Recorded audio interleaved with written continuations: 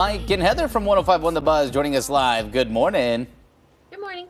Good morning, guys. Good morning. Good morning. What an interesting duel. I would have never guessed Jimmy Kimmel and Aaron Rodgers would be going head to head, but apparently that's the case. Yeah, it's our first celebrity beef of 2024, and it's two unlikely characters here. But apparently, I had to do a little bit of digging. This has been festering for quite some time. Aaron Rodgers, quarterback in the NFL, has always kind of been outspoken. His personality is a little cantankerous. You know, you never really know what he's going to say. He always says some polarizing things. And Jimmy Kimmel has used that in the past as a subject of his monologue.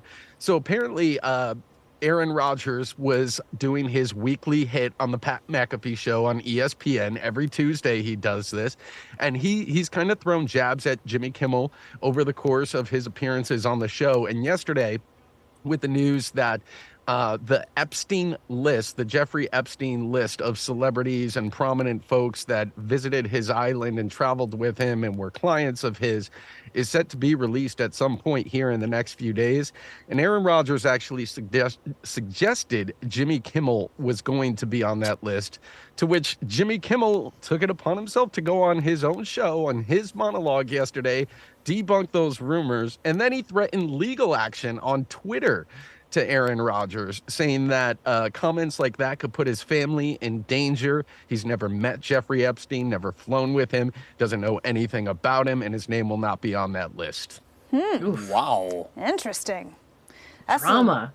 That is some beefy beef. Yeah. Yeah, you know, it's one of those things for a comedian to all of a sudden quit kidding around and saying like, okay, watch it, or there could be legal action. Right. You know, that's you know that got under his skin. Yeah.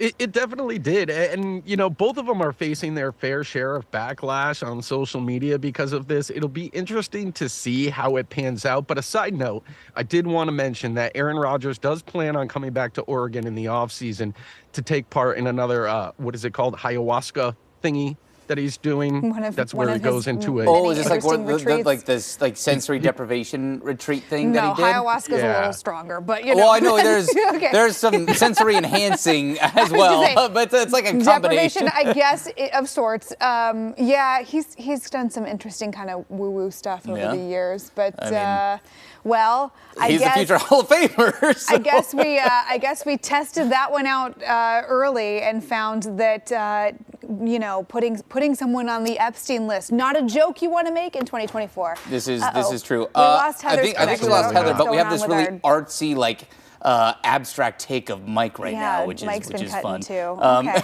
I don't know what's happening. Well, while we still got you, some other interesting celeb news. Yeah, so Selena Gomez says she might be done. It might be time for retirement. What's she talking about? She's talking about her music career. She was on the Smartlist podcast earlier in the week. That's the one that's hosted by Sean Hayes, Will Arnett, and Jason Bateman.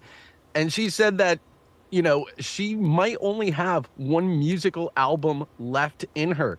I can't necessarily blame her. She also went on to say that she never really had aspirations of a musical career, that it was kind of thrust upon her as a Disney child star, that they wanted her to make a musical album and kind of follow up her career.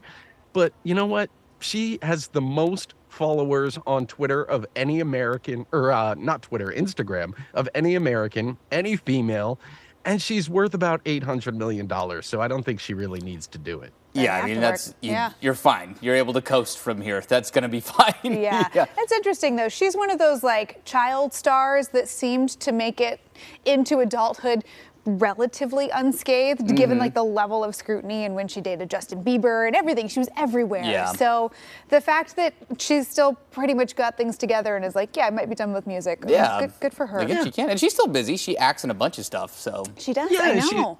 She's got that show with Martin Short and Murders Steve in the Martin. The name's getting away from it. Yep. I love and it. she's got her own show on the Food Network that just launched. So She does. okay. She's living my dream. It's like, is she a trained chef? No. Does she just love food? Yeah. And she got a show out of it. I'm like, man, exactly. maybe someday. Someday. All right, Mike, thank you. We'll see you tomorrow.